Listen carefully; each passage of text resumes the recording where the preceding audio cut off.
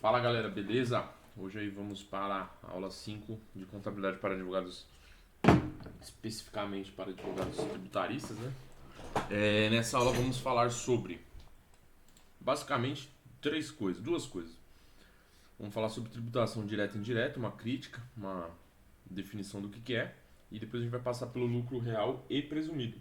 E a tributação do imposto de renda e CSLL nesses dois regimes, do lucro real e lucro presumido. Eu vou fazer um exemplo prático e a gente vai fazer junto. Beleza. A gente vai falar agora o que é tributação cumulativa. Cumulativa, como o nome bem traz, ela acumula. O tributo da origem, até antes da fase industrial, até o seu consumo, vamos por assim, é, nas prateleiras dos mercados, vamos por aveia que eu estou comendo aqui, até o agro, desde o agro até aqui o meu prato que eu estou comendo, ele incide em várias camadas comerciais. Ou seja, o agricultor ele cultiva, pega e vende, ele vende provavelmente para um distribuidor, o distribuidor vende para uma indústria, a indústria ela processa esse alimento, depois é vendido para um outro distribuidor, mas é um pouco mais comercial, depois vai para o mercado, do mercado eu compro. Cada etapa dessa cadeia há incidência de tributo. Por quê? Se o industrial vende para o administrar pro distribuidor, ele tem que recolher ICMS, percebe? Se fosse cumulativo, como alguns tributos são, o ICMS não é cumulativo, mas se fosse cumulativo, percebe que ele ia incidir na primeira, na segunda, na terceira, na quarta, na quinta, na sexta etapa. Quando chegasse ao consumidor final que fosse lá na prateleira comprar, a gente estaria falando de um ICMS de 200, 300%, porque ia acumulando um com o outro. Mas não é o caso. Então a tributação cumulativa, não cumulativa, para resolver esse problema, por exemplo, o ICMS, como que eles fizeram? Fizeram que o cara da cadeia seguinte tome crédito do cara pelo valor, tome crédito do valor que o cara da cadeia anterior pagou e pague só a diferença nessa sua operação, e aí passa pro da frente, o da frente vai recolher crédito do que o de trás pagou e paga só a diferença. Então assim a gente estabelece a não cumulatividade, uma das formas de resolver esse problema. Como assim? Vamos lá. Vamos lá, a base de cálculo tributário dá 100 conto. Vamos por. Primeiro o agricultor pagou 100 conto. Ele vende para o próximo. Ele recolhe 10%. Certo? Então ele pagou 10 contos de tributo. Vai para o próximo, ele compra a 120. Ele comprou a 120, mas vai vender a 200. Então ele toma o crédito desses 10 que ele pagou e recolhe da diferença. Aqui é um exemplo do que não fazer, né? Por isso que não está acontecendo. Vocês não vão conseguir ver aqui, mas aí o que aconteceria? Ele tomaria o crédito do que o outro pagou e pagaria só da diferença do que ele pagou, o dele comprou, para o que ele vendeu, percebe? E aí o próximo toma crédito e assim sucessivamente.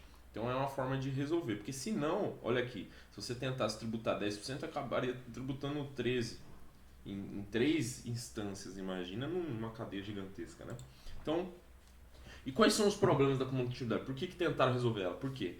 Porque a incidência cumulativa ela desestabiliza a carga tributária, ou seja, vai para níveis estratosféricos, a depender de quantas pessoas existem nessa linha.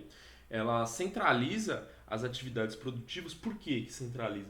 Porque não é interessante você ter várias cadeias, porque vai onerar muito produto. Então o que as pessoas fazem? Elas concentram tudo em um. Então o cara que produziu ele vai industrializar e vender. Por quê? Eles vão querer optimizar, só que vai optimizar de uma maneira bem porca, porque a gente percebe na experiência e na vida prática que empresas especializadas em fazer alguma coisa, elas tendem a fazer melhor, muito melhor do que empresas generalistas. Então, a gente cai até na competitividade, vai para um viés mais econômico, mas quando, quando há essa centralização é um problema.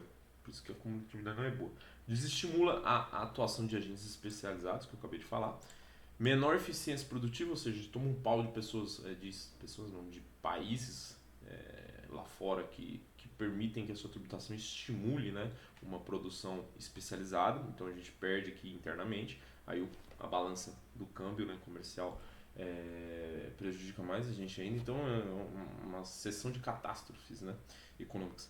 E aumenta as barreiras para a atuação de novos agentes, porque fica o maior investimento necessário. beleza? Porque para você entrar com uma empresa bem especializada é mais fácil, você tem menos equipamentos. Quando você entra com um agroindústria distribuidor, você precisa de um maquinário sensacional. E isso aumenta os preços, porque diminui a competitividade, não tem tantos agentes no mercado, o preço vai lá para cima e prejudica a economia. Então, a tributação não cumulativa ela visa endereçar esses problemas, resolver, né, aqueles problemas que eu falei no slide anterior, mas por um custo implícito mais elevado. É, tá. Acaba sendo a complexidade para o contribuinte e o maior custo administrativo para o fisco. Aqui eu tenho uma crítica, que eu acho que é menor, mas beleza, a maior complexibilidade eu concordo. A maior complexidade por quê? Porque acaba que você tem que ter uma contabilidade ferrada, você saber quanto que tomou de crédito, quando você vai para frente, suas obrigações acessórias, fica um negócio mais difícil. Então, a tributação cumulativa dificulta o conhecimento da carga tributária. Isso aqui é muito importante porque, se fosse cumulativo, alguns tributos são. Você não sabe quantas cadeias, quanto que de fato aquele tributo representa na composição de um serviço ou produto final. Por quê? Porque se tiver uma cadeia a mais que você não previu, se tiver uma relação jurídica a mais na cadeia, vai ter uma porcentagem maior, que é cumulativo. Então você nunca vai saber de fato quanto que aquele tributo você está arrecadando. Isso é um pesadelo para uma empresa, né? Porque, e para o Estado também, porque o Estado fala assim, quando você recolhe de ISS, não sei quantos por cento de ISS representa o serviço, não sei, porque só sei quanto entra, mas você não vai ter um controle. Então é um terror, né? Então, matérias de consumo básico não serão desonorados adequadamente. Por exemplo, você quer zerar os itens da cesta básica. Você não vai conseguir, porque você não tem um controle no item, se fosse cumulativo. Por que você não teria o controle? Porque você não sabe quantas cadeias incidem. É cumulativo. Então você nunca vai ter um controle, uma extra fiscalidade muito precisa e apurada. O efeito perverso da tributação cumulativa sobre o comércio exterior. Como eu falei, a gente perde competitividade lá fora, exportadores terão sua competitividade prejudicada e a gente deixa de produzir. Aqui tem um demonstrativo do que acaba sendo tributo direto e indireto no Brasil. Praticamente, o professor que fez isso aqui fez uma crítica e eu concordei bastante com ele que acaba sendo tudo uma tributação acaba sendo cumulativa e indireta de certa forma. Ele fez uma crítica e eu concordei que assim, ICMS, IPI, ISS, PiscoFins, ITBI, tudo acaba incidindo indiretamente no custo, porque você não está tributando a renda. E como as empresas elas acabam tendo esses custos embutidos nos seus produtos, nos seus serviços, você acaba tendo tudo ali indiretamente e tudo sobre o consumo. Então ele fez essa crítica, eu achei legal. E aqui a gente tem uma tabelinha aqui do, do, do horóscopo de um tributo, vamos pôr ICMS, vamos pôr. Ele é bem cumulativo, porque ele não permite tomar créditos e tal, e aí acaba sendo uma grande crítica também desse professor, porque eu não permito que serviços especializados dentro de serviços, prestação de serviço com prestação de serviço, tome créditos e eu especialize essa cadeia de produção de serviço, então onera isso, desestimula, então ele é muito cumulativo, ele não é não cumulativo, porém ele é bem seletivo. E aqui o ICMS, por outro lado, ele é também seletivo, mas ele é não cumulativo, porque toma crédito, IPI também toma crédito. PiscoFins ele acaba sendo não cumulativo, também toma crédito, mas ele é pouco seletivo. Isso é legal, essa tabelinha. E críticas à tributação indireta no Brasil. O ISS, aqui na crítica do professor, ele onera a produção de serviços e serviços complexos. O que é um serviço complexo? É que por exemplo, o Netflix é um serviço complexo, porque ele é um streaming, mas além do streaming, ele também tem o armazenamento, a produção, que eles também produzem certos conteúdos. Então, se fossem diferentes, empresas diferentes para todos produzir esse serviço, você percebe que ia acabar onerando muito, que ia ter ISS no armazenamento digital, na criação do conteúdo, no streaming, então ia ser cumulativo. ia prejudicar muito as empresas que realizam esses serviços complexos. Então eles acabam fazendo tudo em um. Por exemplo, Netflix faz tudo. E acaba fazendo serviço porco, né? Cai a qualidade. Então, e outra crítica também que é a incidência baseada em paradigma industrial, a de hoje em dia, né? Industrial e mercadora, né? De mercadorias e de serviço que não é mais adequado para a realidade econômica atual, porque a gente está tendo o advento de muitas coisas novas, né? Principalmente indo em advento da era da informação, por conta da era da informação, a gente está tendo muita coisa nova que não comporta mais esses regimes que teve por origem uma incidência num paradigma industrial. O alto custo de compliance, a tributação indireta, gera um alto custo de compliance e um custo alto de obrigações acessórias. Eu tive um exemplo de um professor que falou assim, tinha uma empresa coreana que tinha uma fábrica aqui no Brasil e no México. A receita das duas era praticamente idêntica. Só que o lucro lá no México era bem maior do que aqui no Brasil, porque aqui tinha um departamento enorme de pessoas. Ele falava assim, ó, o coreano falou pro meu professor, eu queria saber se a operação dos dois é idêntica, por que no México eu tenho uma equipe de 50 pessoas para cumprir com a legislação tributária e aí no Brasil tem que ter 5 mil pessoas, tá derrubando o lucro muito. Aí o professor explicou, porque aqui a gente tem um alto custo de compliance para ver se estamos recolhendo certo e também para realizar obrigações acessórias, para tomar crédito, para armazenar, para cumprir com 200 mil legislações de cada estado. Então, o Brasil é uma zona, né? Então, essa é uma crítica. Agora a gente vai passar a tributação do imposto de renda e CSL. É um imposto progressivo, mas ele existe, e essa progressividade existe tanto na PJ como na pessoa física. Mas na PJ foi bem deixado de lado, né? Faz tempo que não tem alteração. Basicamente, quanto que tributa aqui no Brasil a renda, o income tax? A gente tributa imposto de renda, o adicional de imposto de renda e a CSLL. Então a renda aqui no Brasil é tributada desses dois tributos, só que tem uma variável de 10%. Então é imposto de renda, que é 15% sobre tudo, 10% sobre o adicional de que passa a 240 mil reais de lucro no ano e mais 9% de CSLL sobre o lucro. Eu vou explicar aqui mais abaixo, é só a gente está passando aqui.